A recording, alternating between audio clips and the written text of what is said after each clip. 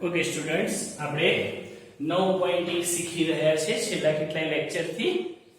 હવે 9.1 ની અંદર છેલ્લો દાખલો આવ્યો છે.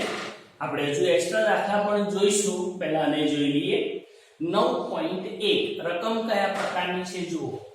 ટાવરના તળિયામાંથી પસાર થતી રેખા પર તળિયાથી 4 મીટર અને 9 મીટર દૂર આવેલા બે બિંદુથી ટાવરની ટોચના ઉત્સેદ કોણના માપ એ કોટી કોણના માપ છે. કોટી કોણ એટલે જે બે ખૂણાના માપનો સરવાળો 90 અંશ હોય એને એકબીજાના શું કહેવાય? કોટી કોણ.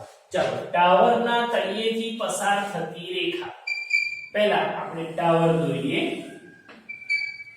ચાલો, આ ટાવરના તળિયેથી પસાર થતી કોઈ રેખા, એની પર આવેલા બે બિંદુઓ, બરાબર. એમાં ટાવરની ટોચના ઉત્સેદ કોણના માપ એ કોટી કોણ છે. એટલે કે જો એક ખૂણાનું માપ થીટા તો બીજાનું માપ 90 માઈનસ થીટા. આ ધ્યાનમાં રાખજો. કોટી કોણ એટલે એકનું માપ થીટા તો બીજાનું માપ કેટલું લઈએ? 90 માઈનસ થીટા. કારણ કે કોટી કોણ એટલે બે ખૂણાના માપનો સરવાળો 90. ચાલો, નામ આપીએ A B C અને D. ચાલો, રેડી. ધારો કે AB બરાબર ટાવરની ઊંચાઈ, બરાબર. આપણે ટાવરની ઊંચાઈ કેટલા મીટર સાબિત કરવાની છે? માપ આપ્યું નથી, 6 મીટર લખવાનું નથી, બરાબર. એટલે આપણે અહીંયા ટાવરની ઊંચાઈ બરાબર 6 મીટર લખી ન શકીએ. ચાલો, બિંદુ C અને બિંદુ D એ એક જ રેખા પર આવેલા બે બિંદુઓ છે, બરાબર. ચાલો, ખૂણો ACB અને બીજો ખૂણો ADB એ એક બીજાના કોટી કોણો છે, બરાબર. કોટી કોણ એટલે કે એકનું માપ થીટા તો બીજાનું માપ 90 માઈનસ થીટા લખી દઈએ. માટે ખૂણો ACB બરાબર 90 માઈનસ થીટા અને ખૂણો ADB બરાબર થીટા. થઈ ગયું. ત્રિકોણ ABC લો કે ત્રિકોણ ABD લો, બંને કેવા છે? કાટકોણ ત્રિકોણ. હવે બંનેનો ઉપયોગ કરી અને આપણે ઊંચાઈને સાબિત કરવાનો પ્રયત્ન કરીએ. ચાલો, અહીંયા ધ્યાન આપજો. નામ તમે ત્રિકોણનું કોઈ પણ આપી શકો છો. કાટકોણ ત્રિકોણ ABC માં ચાલો tan થીટા તરીકે છે 90 માઈનસ થીટા. એની સામેની બાજુ એટલે AB છેદમાં પાસેની બાજુ એટલે BC. tan 90 માઈનસ થીટા એના બરાબર આપણે ધારી લઈએ ટાવરની ઊંચાઈ h મીટર ધારી લો. તો અહીંયા h એટલે વર્ણનાંકમાં પણ જોડે લખાઈ ગયું, બરાબર. એટલે AB નું માપ કેટલા મીટર ધારી લીધું? h. ચાલો, હવે સાંભળજો. ટાવરના તળિયાથી પસાર થતી રેખા પર તળિયાથી 4 મીટર એટલે BC નું માપ કેટલા મીટર છે? 4 મીટર. અને 9 મીટર દૂર આવેલા બે બિંદુ એટલે કે BD નું માપ કેટલા મીટર છે? 9 મીટર. એક 4 મીટર છે અને એક 9 મીટર. ઓકે, આપણે વર્ણનમાં લખવાની જરૂર નથી કારણ કે આકૃતિમાં પણ દર્શાવી દીધું છે. tan 90 માઈનસ થીટા AB ને કેટલું ધાર્યું છે? h metre. BC કેટલા મીટર છે? 4 મીટર. એને આપીએ પરિણામ નંબર 1. ચાલો, ઓકે. બીજું લઈએ હવે કાટકોણ ત્રિકોણ ABC, પછી લઈએ કાટકોણ ત્રિકોણ ABD. કાટકોણ ત્રિકોણ ABD માં ચલો થીટા તરીકે થીટા જ છે વિધેય tan લઈએ તો tan થીટા બરાબર સામેની બાજુ એટલે AB છેદમાં પાસેની બાજુ ABD ત્રિકોણ માટે કોણ થશે BD tan થીટા બરાબર AB એટલે h ધાર્યા છે અને BD નું માપ રકમ પ્રમાણે કેટલું છે 9 મીટર એને આપીએ આપણે પરિણામ નંબર 2 અત્યાર સુધીના દાખલા એવા હતા કે જેની અંદર તમે ગણતરી જે છે એકદમ સરળ રહેતી હતી કશું સાબિત નતું કરવાનું કોઈ કિંમતો શોધવાની હતી આ એક દાખલો એવો છે કે જેમાં ટાવરની ઊંચાઈ આપણે સાબિત કરવાની છે કે 6 મીટર છે હવે એને સાબિત કરવા માટે હું હવે ગણતરી અલગ રીતે કરું છું પરિણામ 1 અને 2 નો ગુણાકાર કરતા પરિણામ 1 અને 2 નો ગુણાકાર કરતા ચાલો પહેલા ડાબી બાજુનો ગુણાકાર ડાબી બાજુ કોણ છે tan 90 θ અને આની ડાબી બાજુ કોણ છે tan θ ચલો હવે અહીંયા જમણી બાજુ સમીકરણ 1 માં કોણ છે h ના છેદમાં 4 તો આ બાજુ h ના છેદમાં 9 tan 90 θ એટલે cot θ into tan θ h ગુણ્યા h એટલે h નો વર્ગ 4 9 36 cot θ into tan θ એટલે 1 h સ્ક્વેર ના છેદમાં 36 36 કોને ગુણાય 1 ને એટલે કે h નો વર્ગ બરાબર 36 વર્ગ દૂર કરવો હોય તો શું લાગે વર્ગમૂળ એટલે કે 36 નું વર્ગમૂળ 6 થાય એટલે કે h ની કિંમત +6 અથવા h ની કિંમત કેટલી આવે -6 h એટલે હાઈટ એટલે કે ઊંચાઈ જે ઋણ મૂલ્ય શક્ય નથી એટલે આપણે લખી શકીએ જે શક્ય નથી કારણ કે કોઈ પણ પદાર્થની ઊંચાઈ માઈનસમાં આવી શકે નહીં તો હાઈટ કેટલી થઈ +6 મીટર જોઈ લો ટાવરની ઊંચાઈ કેટલી સાબિત કરવાની હતી 6 મીટર એટલે લખી શકીએ માટે ટાવરની ઊંચાઈ 6 મીટર છે બોલો ક્લિયર તો આખા સ્વાધ્યાયના જેટલા પણ દાખલા હતા બધા કરાવ્યા આઈએમપી દાખલાઓ જે છે એ પણ ગણાયા એક્સ્ટ્રા દાખલા પણ કરાયા અને હજુ પણ આપણે એક્સ્ટ્રા દાખલા જોઈએ એટલે આવા દાખલાઓની વધુ પ્રેક્ટિસ થાય રકમ આકૃતિ સહિત બધું લખી નાખો જોઈ લો પહેલા આખો દાખલો આઈએમપી કહી શકાય તેવું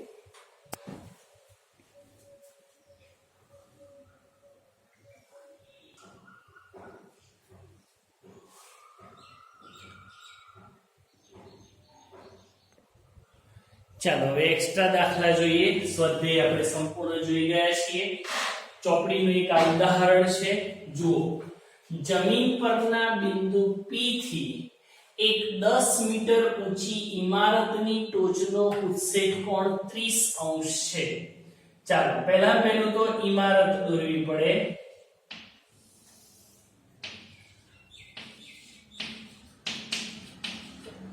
આ બિંદુ એ જમીન પરનું P બિંદુ છે જે રકમ પ્રમાણે આપણને P બિંદુ નામ આલેલું છે ઇમારતની ટોચનો ઉત્સેક કોણ આ ઉત્સેક કોણનું માપ આપણને 30° આપ્યું છે ઇમારતની ટોચ પર ધ્વજ ફરકાવવામાં આવ્યો છે ચાલો આ રીતનો ધ્વજ છે ધ્વજ સ્તંભ પણ કહી શકો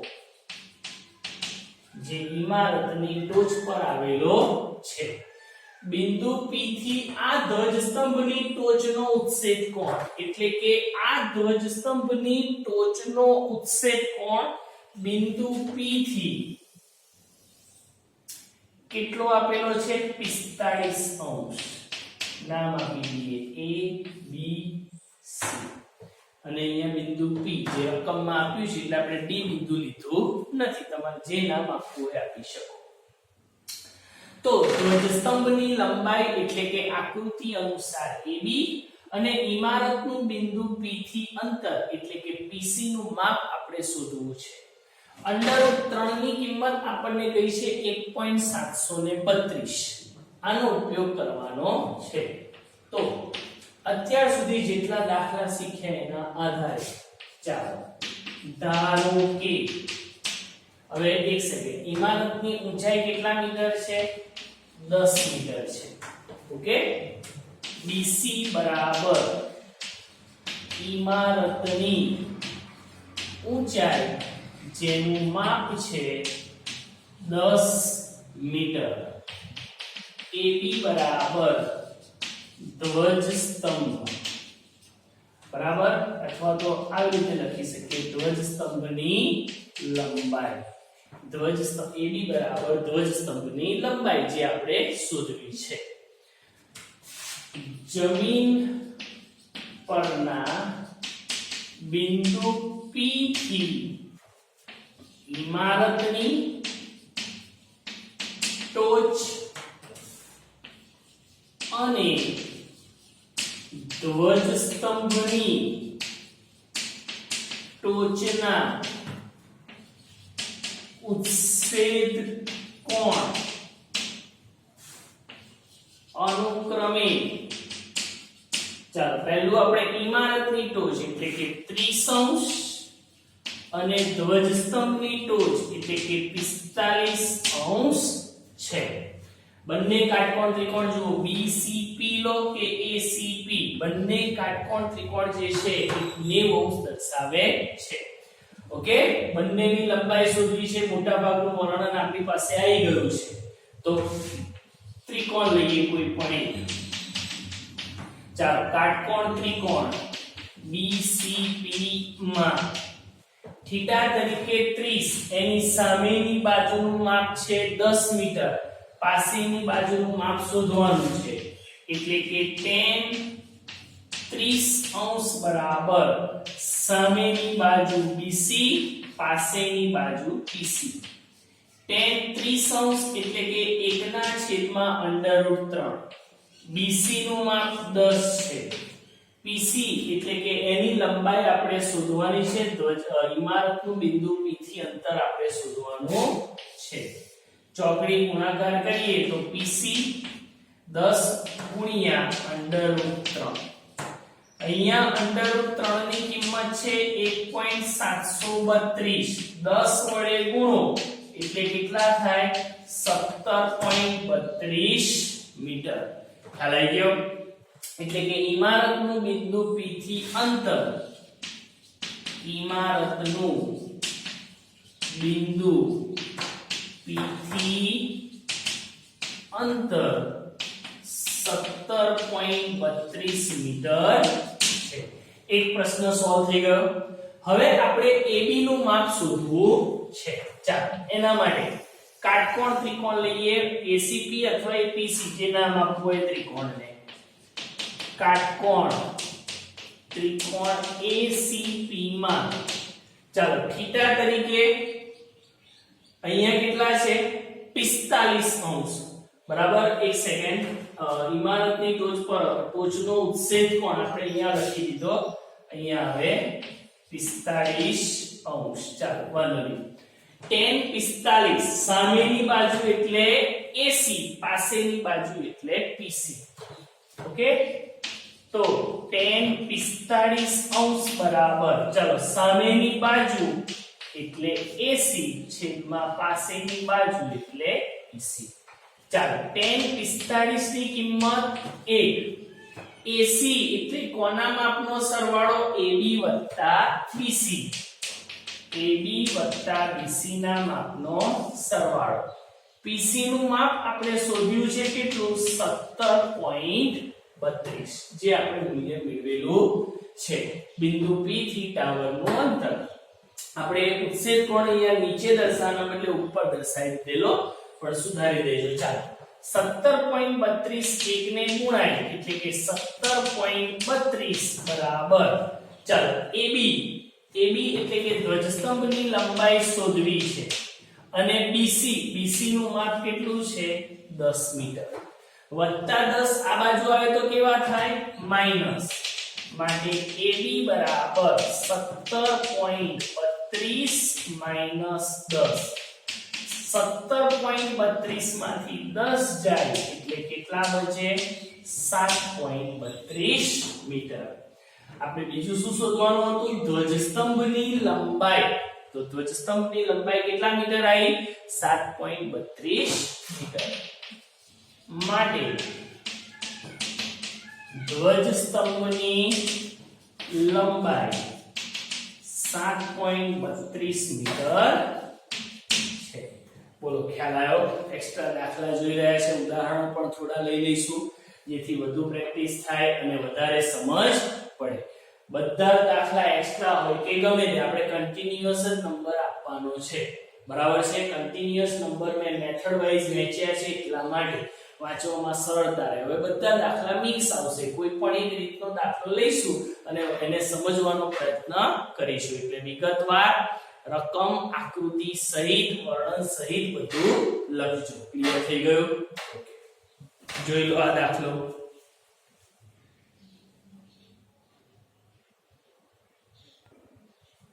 ચાલો નેક્સ્ટ એક્સ્ટ્રા દાખલો જોઈ લઈએ નદી પર રહેલા પુલના એક બિંદુથી નદીના બંને કિનારાના અવશેષ કોણ 30° અને 45° છે જો નદીની સપાટીથી પુલની ઊંચાઈ 3 મીટર હોય તો આપણે નદીની પહોળાઈ શોધવાની છે ધારો કે આ જે ભાગ છે એ નદીનો છે એમ સમજો બરાબર એટલે આ નદીનો એક કિનારો થયો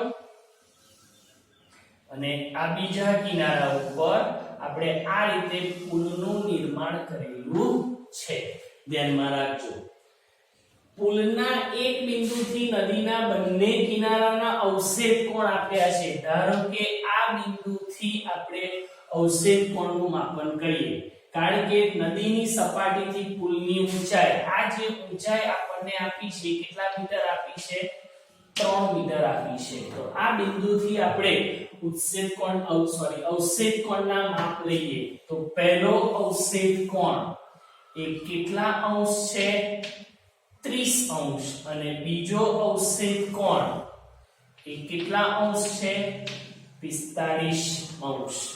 ઓકે ધારો કે આ બિંદુ P લઈએ કિનારા પરના બિંદુ લઈએ A અને B અને નામ આપીએ D તમારે જે નામ આપવા હોય આપી શકાય.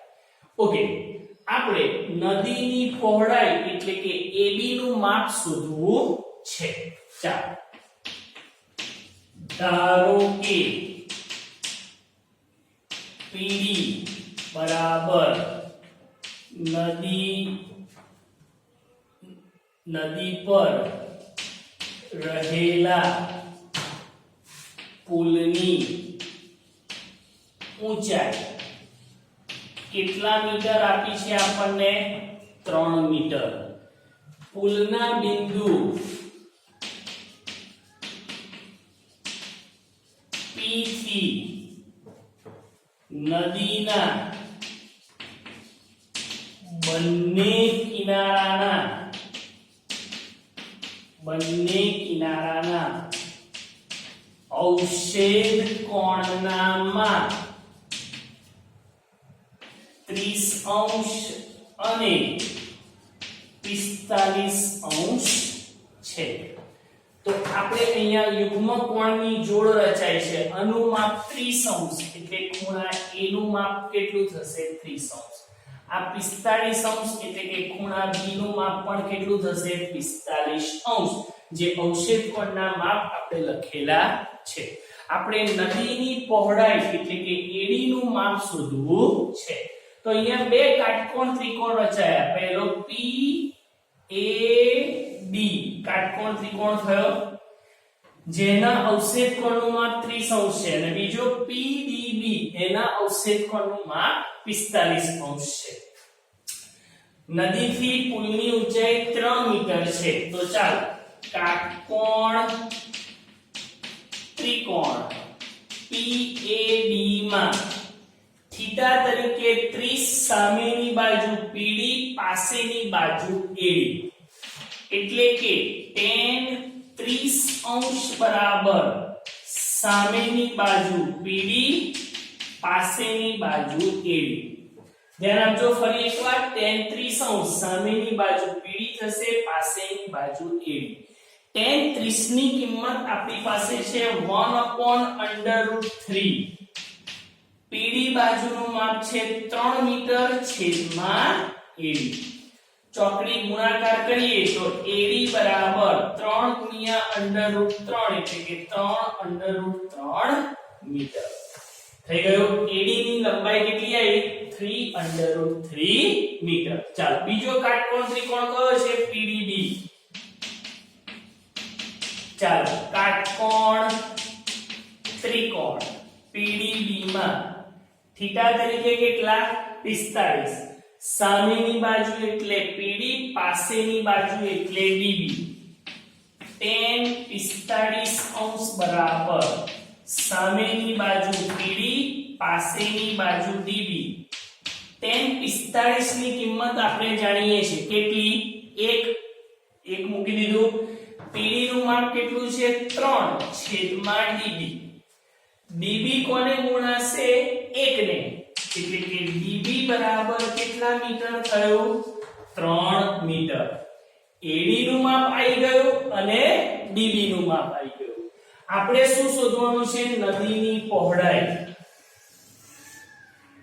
માટે નદીની પહોળાઈ કોણ થશે આકૃતિ અનુસાર આખો કયો રેખાખંડ AB એટલે કે AB કોના માપનો સરવાળો થશે AD વત્તા DB બંનેના માપનો શું થાય સરવાળો AD નું માપ કેટલું છે તમારી પાસે 3/√3 DB નું માપ કેટલું છે 3 ચાલો શું સામાન્ય નીકળે 3 તો કૌંસમાં રહેશે √3 m ના m 3 લઈ લીધા એટલે 3 * 3 એકમ કયો આવશે મીટર જોઈ લો ઉદાહરણ એટલા માટે સિલેક્ટ કર્યું કે આકૃતિ જે છે બધા કરતા જુદી હતી બરાબર એટલે હું જે અલગ પડતા હોય એવા દાખલાઓને પહેલા શીખવાડવાનો પ્રયત્ન કરું એક્સ્ટ્રા દાખલાની અંદર એટલે વધારે તમને સમજ પડે બોલો ક્લિયર થયું તો આ લેક્ચરની અંદર તમે છેલ્લો દાખલો જે 9.1 નો સ્વાધ્યાયનો જોઈ ગયા તે એ પણ અલગ રીતનો દાખલો હતો એમાં સાબિત કરવાની હતી ઊંચાઈ પછીના જે ઉદાહરણ લીધા એમાં આ ઉદાહરણ જુઓ એની આકૃતિ તદ્દન જુદી પડે છે પહેલા નદી દર્શાવવાની એની પર રહેલો પુલ દર્શાવવાનો અને એની હાઈટ આપણને 3 મીટર આપેલી અવશેષ કોણ વાળા દાખલામાં અંતઃયુગ્મ કોણની શરતનો ઉપયોગ કર્યો અને એના આધારે કોણના માપ દર્શાવ્યા અનુક્રમે 30 અને 45 અને પછીનો દાખલો જે આપણે ગણીએ છીએ એ રીતે શક્ય બન્યો બરાબર તો આ લેક્ચરની અંદર તમે જે કોઈ પણ દાખલા શીખ્યા સરસ રીતે નોટબુકમાં લખો 3 થી 4 વાર પ્રેક્ટિસ કરો જે દાખલા ઉદાહરણો જે છે હું મોસ્ટલી બધા નથી શીખવાડતો કારણ કે જાતે તમે પ્રેક્ટિસ કરી શકો એટલા માટે પણ એના બદલે એક્સ્ટ્રા દાખલા પહેલા તો ઉદાહરણ ગણેલા આલેલા જ છે તો એને ગણીને કઈ ટાઈમ બગાડવાની જરૂર નથી સહેલા અને સરળ ઉદાહરણ અઘરા હોય જે અલગ હોય આપણે સમજાવી શકીએ પણ જે સહેલા છે એના બદલે આપણે જો બીજા એક્સ્ટ્રા દાખલાની પ્રેક્ટિસ કરીએ તો વધારે સરળ રહેશે બરાબર એટલા માટે હું અલગ અલગ દાખલા લઉં છું પ્રત્યેક ચેપ્ટરના અંતે ઉદાહરણો જે બાકી રહેશે એ તો ગણવાના જ છે તમારે પણ આ દાખલા પણ વ્યવસ્થિત ઉતારી લો બરાબર છે અને સમગ્ર વર્ક જે છે ક્લાસ ટીચરને સેન્ડ કરજો